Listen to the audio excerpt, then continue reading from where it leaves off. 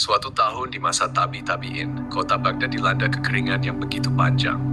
Langit seolah enggan menurunkan setetes air pun. Rakyat resah, tanaman layu, dan sumur-sumur mulai mengering. Ibnu Mubarak, seorang ulama besar yang dikenal sering berhaji dan umrah setiap tahun, berada di sana saat itu. Ia ikut turun bersama masyarakat Baghdad ke tanah lapang untuk melaksanakan syalat istisqa, syalat meminta hujan kepada Allah. Semua orang berdoa dengan khusyuk. Tangisan terdengar, suara doa saling bersautan. Tapi di tengah keramaian itu, telinga Ibnu Mubarak menangkap suara yang berbeda. Suara doa yang pelan, halus, dan sangat lembut, datang dari seorang budak kurus yang berdiri agak di belakang. Wajahnya pucat, tubuhnya ringkih, tapi lisannya melantunkan doa yang membuat hati bergetar. Budak itu berkata, "Ya Allah, hamba-hambamu keluar dari rumah mereka untuk menghadapmu dalam keadaan syalat, memohon hujan darimu. Ya Allah, demi cintamu padaku, turunkanlah hujan sekarang. Dan ajaib, belum juga doa itu selesai dilantunkan, awan gelap langsung menggulung langit Baghdad. Hujan deras pun turun, membasahi tanah-tanah kering yang lama haus akan air. Orang-orang bersorak gembira, berlari-lari kecil di bawah hujan, bersyukur dan memuji Allah. Tapi Ibnu Mubarak justru terdiam, hatinya berguncang. Ia tahu doa yang begitu mustajab itu bukan doa sembarangan.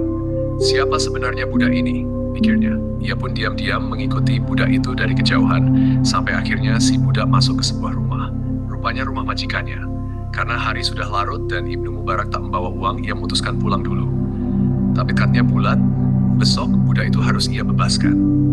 Keesokan harinya, Ibnu Mubarak datang ke rumah itu dan langsung menyampaikan niatnya untuk membeli budak.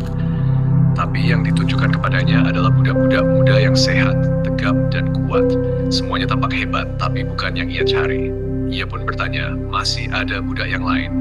Sang pemilik menjawab santai, masih, tapi yang satu ini sudah tua, kurus, tak kuat kerja. Mau kamu apakan? Ketika budak tua itu dibawa keluar, Ibnu Mubarak langsung mengenalinya. Ya, inilah orangnya. Dengan penuh semangat, ia pun membelinya. Harganya pun tak seberapa, karena memang sang budak dianggap tak berguna. Dalam perjalanan pulang, sesuatu yang aneh terjadi. Justru Ibnu Mubarak berkata kepada budak itu, mulai hari ini aku budaknya dan engkau adalah tuanku. Budak itu menoleh, sedikit bingung, kenapa tuan berkata seperti itu.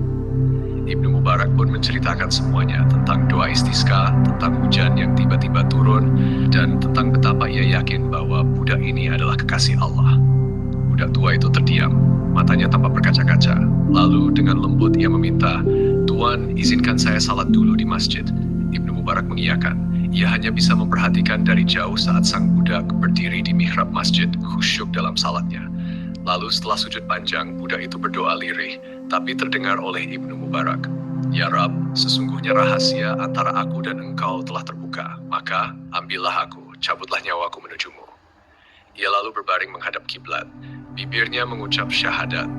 Perlahan nafasnya terhenti, tenang, seolah-olah tidur pulas. Tapi ia telah pergi kembali kepada kekasih sejatinya. Ibnu Mubarak pun menangis.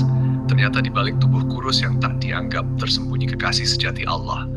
Seorang wali yang tak ingin dikenal bahkan berdoa agar dirahasiakan. Tapi langit sendiri yang membukanya agar manusia tahu bahwa kemuliaan itu tidak terletak pada rupa, status, atau harta. Pelajaran dari kisah ini, di zaman itu, wali-wali Allah sembunyi dalam kerendahan. Tapi di zaman ini, banyak yang berkoar-koar mengaku wali, padahal belum tentu. Mungkin itulah sebabnya, karomah sekarang lebih jarang turun, karena terlalu banyak yang ingin terlihat, bukan disembunyikan. Tapi kisah ini mengajarkan, jika engkau ikhlas dalam cinta kepada Allah, maka Allah akan cukup sebagai pembelamu.